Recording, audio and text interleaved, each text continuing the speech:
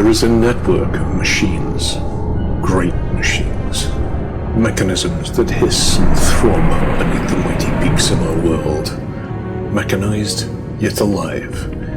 They spider for thousands of miles beneath the surface of the earth, united on one ugly, blasphemous mission.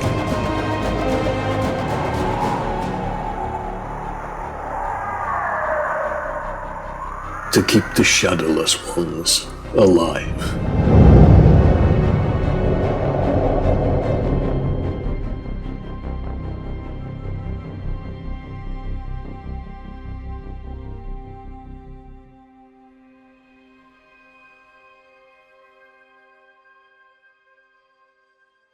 Welcome back to another author interviews at Crystal Lake, and today our guest is Kyle Taucher, and we're here to discuss his book, The Medusa Psalms, and I'm going to let him introduce himself, so take it away. Oh, well, ladies and gentlemen, boys and girls, children of all ages, my name is Kyle Taucher. I'm based here in California. I'm 6'1" and I'm a Leo, if that matters, and I like to write fiction that has a strong supernatural element. And you can classify it as horror, thrillers, or whatever it is that tickles your fancy. Depends what's on the page at the time, I suppose. Anyways, my new release from Crystal Lake is called The Medusa Psalms, Welcome to Walpurgis County.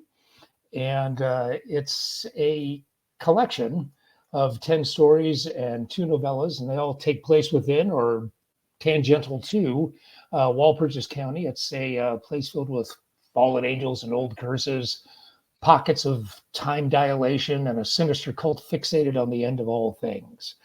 Overlooking the entire place broods Walpurgis Peak, a snarling ogre of a mountain beneath which a comatose ancient entity convalesces, kept alive by a colossal biomechanical atrocity known only as the Machine. And that's just the opening story. Connected by events and recurring characters, that's kind of how the thing works. So it's a whole lot of individual tales that kind of form a whole, but that takes place whether it's in the 19th, 20th, or 21st century, and the history of Walpurgis County is revealed as we move along. Although the stories aren't chronological as they're laid out, we do jump around a little bit. So it's exorcism and scarecrows, the wicked mountain, an unaging house, a disintegrating family, a lonely motel, demons and monsters, alternative history, and the end of all things, as I mentioned, methamphetamine and Slayer. Everything a growing boy needs. Okay, so why did you write the book? What were your inspirations for writing it? Or the stories in the novellas? Well, I've been writing stuff that had been taking place in Walpurgis County, for a while, off and on. First in a little, in a little anthology, a Halloween anthology from 2021. That's where I just made it all up on the fly as I was writing it, and the inspiration is kind of a weird thing, remember in the old days when you had a TV antenna? Mm-hmm, and some of you younger whippersnappers may not remember that, but we used to have an antenna because TV was broadcast over the airwaves. And on certain nights, you'd get a TV station from a distant city that you wouldn't ordinarily get. Like for us, we could get a TV station from San Diego, and it was like having this ghost image come in. So inspiration is kind of like that. Sometimes you just pick stuff up, and other times you'll be driving along, you'll see something, and that'll, ignite a thought. And then it bounces around like a cue ball on a pool table. Bink, bink, bink, bink, bink, bink, bink, bink. Other ideas start spawning from that, from every collision, I guess you could say, right? And that's when, I guess that's where inspiration comes. But anyway, as to do with this book, I had so many tales that took place in that arena that I started to go through them and realize that how they interweave and interlace. And there was other stuff that hadn't been published yet. So I pitched the idea to Joe Meinhardt at Crystal Lake Publishing. And he said, yeah, let's try it. And so our first story and our last story kind of serve as bookends. And then you get a lot of history and lore in the tales in between. Okay, I am curious though, because usually when you have a collection, it's either all novellas or all short stories, but you combine the two. I mean, Was it just, did you just have those novellas hanging around, or did you just, did one of the short stories get out of hand? One of the short stories got out of hand, and it's the last story, and it's called Billy Beauchamp and the Monster Cartel. And earlier in the collection, there's a Billy Beauchamp story. Billy Beauchamp is the discount exorcist, and he lives in Walpurgis County, and he's become blasé to fallen angels and demons and things like that. And we address his issues with tolerating evil as long as he has. And the novella in the middle is called Life Returns, and that was originally given away as a freebie on Amazon prior to the release of my novel Livewire in last year in 2023. So, but it also takes place in Walpurgis County. And so I went back into that manuscript and looked at it and did some cleanup, a little bit of re-editing, and spruced it up, and, you know, gave it nicer shoes, right? And so that's sitting in the pocket really nice as a nice longer piece in the middle. And the Beauchamp story wraps up everything at the end. So just, you know, I think it's kind of plays like a, I don't know, maybe like a TV series now, how some episodes are an hour and some are an hour and 20 minutes, you know? So as long as it doesn't get boring, I don't mind the length, you know? And sometimes it takes longer to tell a story than others, you know? Some are clocking in at 2,000 words, others are 26, you know? Some are 5, some are 10, you know? Yeah, definitely. And I do know the feeling of a short story that got out of hand quite vividly. Yeah, I mean, well, sometimes you don't even know where it's going to go. You write the opening scene and go, oh, well, I guess I said it in Walpurgis County. Okay, let's go. And then you do and you're writing along, and characters that you used of another thing start popping in, and you realize, oh, this is about something else, you know? And that part of it's fun, because that takes you that's like opening a door, you don't know where it goes to, and then you're just off to the races. And that's how the last novella happened. It was just an organic spider leg thing, and it gets pretty bananas at the end. You know, that was probably the funnest one to write out of all of them. Okay, so tell us a little bit about some of the characters in the collection. Do you have any favorites? Well, you know, you gotta like them all, but you know, you get to know them a little better as you're going through rewrites. you know, and at least I think any writer can probably, you know, relate to that. And you know, I don't sit there with my checklist and motivation. What does this character want? What's his, you know, what's the matter? You know, I don't have, you know, nothing that they taught you in writing class and, you know, in junior high or anything. It kind of just happens organically, and their dialogue ends up just kind of bubbling out. And then I know then I kind of know what's going on after that. And so it's, you know, I don't have it charted or with cards or a flow chart, or, you know, I don't really do any of that. So anyway, as far as the favorite characters, I like the Billy Beauchamp discount exorcist character a lot, because his stuff is always written first person with a little bit of tongue-in-cheek approach in it. And because he's dealt with it for so long, because he's come blasé about it at times, he can have a little bit of a different point of view on it than someone who happens to just roll through Walpurgis County and, you know, sees dead people hanging out at the bus stop waiting for the 5:15, you know, which does happen in that place. And there's a bad guy that works his way into a lot of the fiction, who's the heavy in Livewire. The novel before this, he makes an appearance there. He's always fun to write too. And I also, there's a character in Life Returns. She's known as Aunt Mary, and she's the home run queen of 1959. And as the story progresses, we get to see her skills towards the end of the story. And she was fun to write too, trying to defend these two kids that find themselves in the grip of their sorcerer uncle. So yeah, so she tries to come in for the save, but I won't give you any spoilers. Okay, so what's your favorite story in the collection, or the one that you thought came out the best? Well, they all have their moments.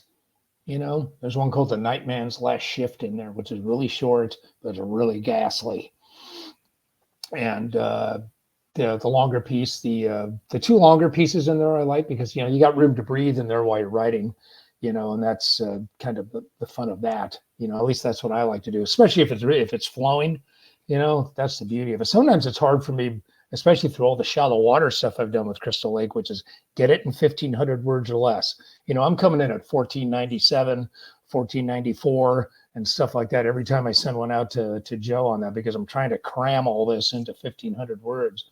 So, maybe I have, elephantiasis of the keyboard. I don't know. But I find that the longer pieces for me are more satisfying. But there's some intense stuff in Strange Acres, which opens the book. There's time fuckery in there that our main character is not expecting at all, and it really gets freaky towards the end of the story, where in this farm called Copperhead Farm, each parcel of the farm it inhabits a different decade or a different era, and so she starts moving, and everything, all the different decades start overlapping on her as she's being pursued by a spooky scarecrow and a spinning combine blade. So there's that, and that was really fun to write, and it's really weird, and I think people will enjoy it. And that's your setup. That's your setup story in the book that lets you know this place is not like any other. This is what can happen in Walpurgis County, and you're off to the races from there. Yeah, scarecrows are bad enough, but combining them with spinning combine blades, you really the combine blade. I mean, you always you hear joke, oh, he was caught in the gears of a combine, but I mean, just imagine a disembodied combine blade pursuing you, Yeah. and following you into the house, and everything goes shitty, and it can be. Yeah, I grew up in farm country. I know what a combine blade looks like, and I don't want a disembodied one following me ever. Yeah. There's another really short piece in there called Witchfinder I like, which is about an enchanted tobacco pipe that can reveal who the witches are. And that was fun to write too. There's some and some of those that appeared in Shallow Waters, I don't know, a year and a half ago, but I took it and I really liked that story, so I took it apart and rewrote it, added a little more history of where the pipe came from, and put that in the collection too. Okay, so what was the hardest story to write in the book? It's the rewrites that, the rewrites don't get hard because they're kind of fun, but that's where kind of sometimes you're really in the pit of agony and word choice, and oh my God, did I use a semicolon correctly? I mean, that's where it gets, I think, tedious. Not really tedious. That's where it gets laborious, I guess. Sometimes is that the actual, if the words are flowing on a great day, it's not work at all, right? On the days when the words don't flow, I go back and I edit. And if that goes to hell, I just give up and try again the next day, But if the words aren't flowing, you can come in and you can edit. Sometimes you can see jewels you didn't know you had, which sometimes is very satisfying, or you catch contradictions, errors in logic, dialogue that should be attributed to somebody else, moving paragraphs around, things like that. At least I do that. I really get into the hood during the editing because you really want it to flow. The best books in the world that you read never stops your eye, right? Definitely. If your eyes just go, you're reading and if you find yourself nodding out because you just can't stop reading, that means you're in the pocket, right? And it's like I close this door, dog's barking. They're part Labrador. They bark at everything, and then hide. So that's the thing. So if it's really flowing, when you can read text, at least I try to deliver prose that flows when you read it and doesn't read like a bag of bolts, or have you stop and go, huh, what, or so that's the part that's actually hard for me, And I've, sometimes I don't work with an outline or anything either. So sometimes while I'm actually in the writing first draft process, just, making stuff up, I've hit walls for sure. I go, I don't know how to get out of this, so, but I'm not going to have a, suddenly SEAL Team 6 paratroops in and saves the day. I mean, that's not going to happen, But so those are the real difficulties for me, just making sure that whatever I can toss off my desk, at least to the editor, will flow. So what's your favorite scene in the book? I don't know. Sometimes I forget what stories are in there because it's been off my desk. And I'm like, oh yeah, shit, I forgot that's in there. Okay, yeah, I can relate to that, definitely. I mean, luckily we got this through the pipes pretty fast. So I delivered the manuscript in June, and it's coming out now. So, there's when our character Beely Ballantyne is her name, realizes she's in trouble at Copperhead Farms and the Combine Blade and the Scarecrow. Once that realization hits her, it gets pretty tense. That was, I think that reads well. And there's a big monster rally / exorcism scene in the last story where it's just all hell's breaking loose. Spider people running around, monsters exorcising demons all at the same time, guns firing. I mean, just crazy shit going on. You know, that would be several shoot days in the real world. And it would be very expensive to make. And that was really, I enjoyed writing that. And there's kind of a story that's split in half where a airline pilot who becomes possessed by Walpurgis Peak as he's approaching the mountain. And he was fun to write too, because he kind of plays a game with the passengers and as a game show, and they have to confess their worst sin or he'll crash the plane into the mountain. So he was fun to write. Okay, so tell us a bit about your setting of Walpurgis County, and are you going to go back there and write some more stories? Oh yeah, I mean, there's Easter eggs throughout the book that tee up kind of where some of these characters and some of these things need to go, because there's some open-ended things, because it's a once you read, you'll see it's a colossal endeavor that's been going back since the Pleistocene, since the Ice Age, and but our Billy Beauchamp character, after his confrontation that I was just telling you about, he definitely knows his mission now. And but the real hope is that it can go on, is that, and hopefully it'll be warmly received and people will read it and have fun with it and enjoy the writing and storytelling, and hopefully there's enough balance of weird stuff and good dialogue and humor injected every now and then. And so I do plan to go back there. Yeah, I mean, it's not a one-off. The Medusa Psalms itself is meant to be a moniker that would be like the header of anything else that would be released that would take place in Walpurgis County, whether it's a novel, another collection, or a novella, or anything else that would follow that would be connected to this whole universe, would be presented under that banner. That's the idea. So the short answer is yes. That's a long way to see. You see why we hire editors? Cut shit like that out. That's why we hire editors. Okay, so readers have something to look forward to in future, so that's good. Yeah. Whether or not they see what I mean? How sometimes I can have elephantiasis of a keyword. So anything can happen. And that's kind of why you write in that genre. Right? Isn't that why, at least I think, most people who write in the supernatural, horror, sci-fi, whatever fantastic realm, even sword and dragon stuff, right? Because anything can happen, I think that's the beauty of it. Yeah. So is that the only reason that you write in the supernatural horror genre? Or do you find something else interesting? Yeah, I'm not trying to, I'm trying to work out my problems. No, there's none of that. And I don't sit around next to a goth candelabra. Look how scary I am. I mean, take my picture in a cemetery, Bob. I don't do any of that. But I've always loved those kind of movies, though. When I was a kid, I think, when I was really young, my dad had me watch Kong, the original, 33 Kong. And yes, there was a version before Peter Jackson's, and I was 6 years old, maybe. You see that on TV, and I'd never seen anything like it. Then Bride of Frankenstein, Earth versus the Flying Saucers, and all this in TV in the 70s and the late 60s was just inundated with old films, because that's all there was to show, right? The Exorcist didn't exist. The Thing hadn't been made. Hellraiser hadn't been made. What people consider modern classics now didn't exist at the time. So I'm raised on these, early films, the Universal stuff, and the Mexican vampire movies ran out here on Channel 11. In California, they're just TV stations, and sometimes they run the same movie every night for a week. So you'd see the same Western or whatever, but then they'd run kaiju stuff, and I'd see War of the Gargantuas or Monster Zero and all that, and I just was glued to it.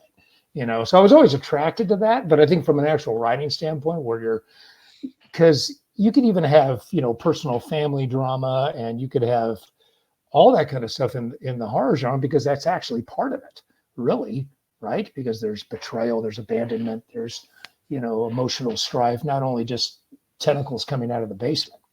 Yeah. Horror has very many faces, and there's sometimes just not expecting to find a potato bug in a drawer, it can be a horrific moment, right? Or, walking through a spider web and you weren't expecting it, or whatever. So I think it kind of just leaves the door wide open, and that, for me, that's why it works. And so if you're going to do that, I think you need to be able to have fun with the language in a lot of ways. Bob opened the door. There was a ghost in there. It scared him. No one wants to read that. So I think it makes you elevate your game to writing something, to try to make the surreal either at least plausible, but engaging enough when you read it, because you're going to draw these images in your head, right? You're not going to have ILM rendering these images for you. You have to do it yourself. So it's my responsibility to write the words and create the mood for you to conjure those images. So, that's the juice, right? Yep, definitely. So who are some of your favorite horror authors? It was just at the time when I really started reading that stuff. Of course, I read a lot of Lovecraft in my 20s. I was in a band, we're on the road, we're in the van, and nothing but read. And those are the aforementioned dogs who have no self-control. And so I was reading a lot of Lovecraft, and that was at the time when King was hot. This is early to mid 80s. I mean, he was just so prolific, and Skeleton Crew and Night Shift, and of course, Shining, and even the Bachman stuff, Thinner and all that. So it was just coming out in rapid succession, and I was soaking that up. And of course, I'd already read The Exorcist when I was very young, and I didn't know books could do that. I'd never read anything that gnarly before, and it wasn't just the puke and the piss and cussing and all that stuff. It was just the sense of foreboding that's in that book, and plus being raised Catholic, I can relate to that too. And and early Crichton stuff, I read the Andromeda Strain, which I just reread a couple weeks ago. And, for 1969, that was something else. People weren't doing that, and then when Barker came on the scene around the same time that, King was putting out a book every 12 minutes, Books of Blood and the Magica, Great Secret Show, and of course, Weave World. Some of that stuff I've revisited lately. So like I said, if you're going to write in that genre, you should not only be able to tell a story and get the plot moving, but you need to be able to paint. And I think Clive is a great example of that. I've also recently discovered Keith Rawson because I read Fever House. That guy's in the same cut. That man is skilled. He's a good writer. You need to check him out. I want to read his new book. The Devil by Name just came out. And I just I'm reading his short story collection now. And he's a big talent. Hopefully he'll stick around a while. Okay, so what do you do when you're not writing? Do you have any hobbies or hidden talents? I've robbed several liquor stores, and I give the cigarettes to the homeless.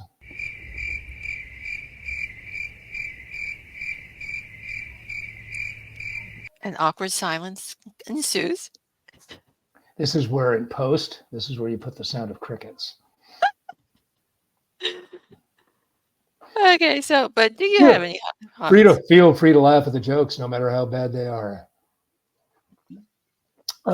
Anyways, well, I've been a guitar player for a long time, and I like to do that. I just, I don't like, do needlepoint or, I just have a regular life like everybody else. I got a day job too. It's not like I sit around and brood over my spookiness. I don't do any of that. I've been a VFX artist since 1998. So, work keeps you busy. At least I don't have to drive into studios anymore. More of that stuff's done remote. After the COVID hustle, everybody can pretty much in that genre, unless you have to be at a large facility. People don't do that way anymore.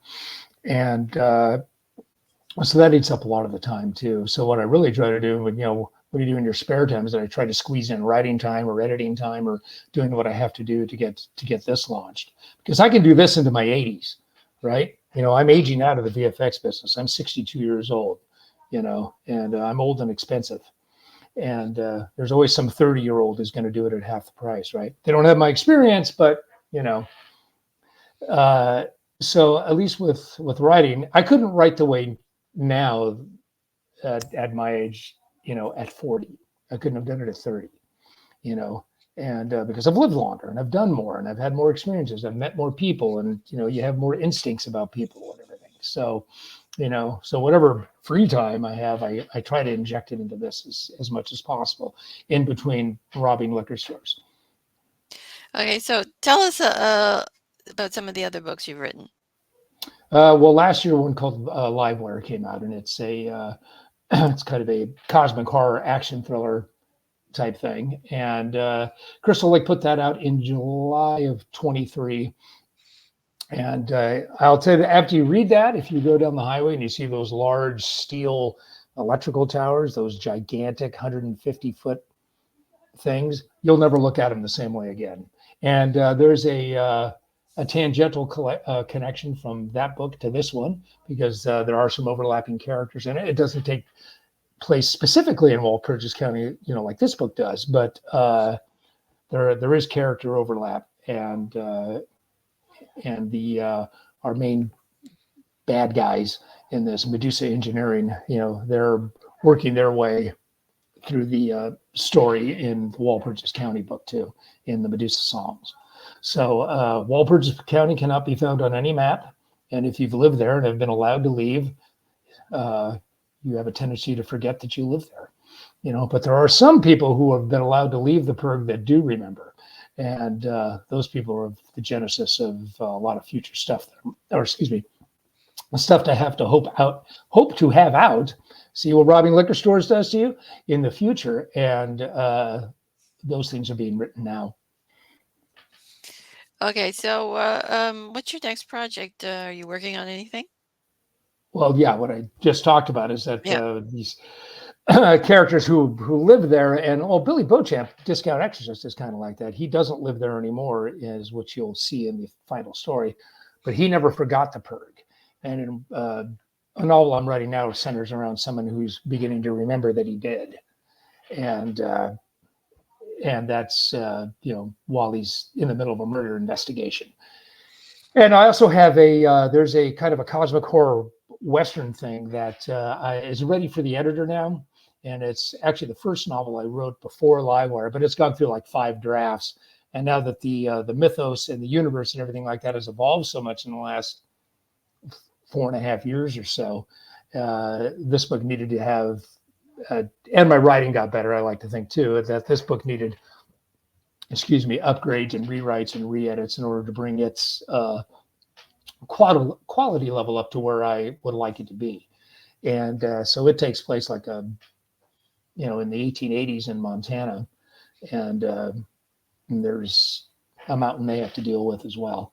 And but it really goes into a lot of detail about something that is specifically mentioned within this book. So it's a little bit of backstory, and as well as works its way into the mythos. So that would also be, when it's time to release that book, hopefully, that would also be under the Medusa Psalms banner. Dick? So cool. A lot of stuff to look forward to. So yeah, I hope so. I mean, it's a little long right now. It's coming in at about $1.10. So I think it's about 110,000 words. And this book I think is 86, and Livewire was 83. So I mean, it's a little longer, but it's a little bit of a slower paced story because since it takes place in the 19th century, I want to write it a little bit more in a 19th century voice, and so that does take a little more space, at least I think. I'll never write as great as David Milch did in Deadwood, but well, none of us will. But I think it's a lofty, maybe that's a lofty goal. That's that's something to aspire to, right? Yeah, definitely. I mean, yeah, it's profane Shakespeare, right? It's basically what he was kind of doing, and there's just some turns of phrases in there that are just so good, and I'm not aping the guy or anything like that. Just the feel of that, it really puts you in the era, the way that show was built, and those performances have. I mean, not only just cinematography and all that stuff, but the performances just put you in it. and the writing just puts you in it. And it was just probably the best thing those guys ever did. Whoever did that, HBO, it's the best thing they ever did. Yeah. And they've done some good stuff, but that thing, that's the tallest hog in the trough. That and season 1 of True Detective, also great writing, also great dialogue, great delivery, hovering in all that darkness, and just so well done, So again, going back to the point I was making, that's where it's your responsibility, at least I think, as a writer, to be able to paint a vivid enough picture where it's not so ornate you can't draw your own image, right? And hopefully I've been able to do that. Okay, so I think we'll wrap the interview up here, and I'd like to thank you for being our guest today. It was a pleasure chatting with you as always. Well, it's nice to see you again, too. The Medusa Psalms, welcome to Walpurgis County. We'd like you to cross the county line on 9/20/24. And the paperback might be out a day or two early because I think all the formatting's done and, final cover tweaks and all that stuff. Joanna Hallers did the cover on it. It's a lovely piece of art. And a book trailer came out a couple weeks ago. I might have sent you the link to it. I know Joe put it up on the world famous YouTube. And maybe slug a link to that. And did that all myself in my own office. So might give you a taste of what we're talking about here. I hope everybody enjoys it. It runs right out and buys it in Kindle paperback and or Kindle Unlimited.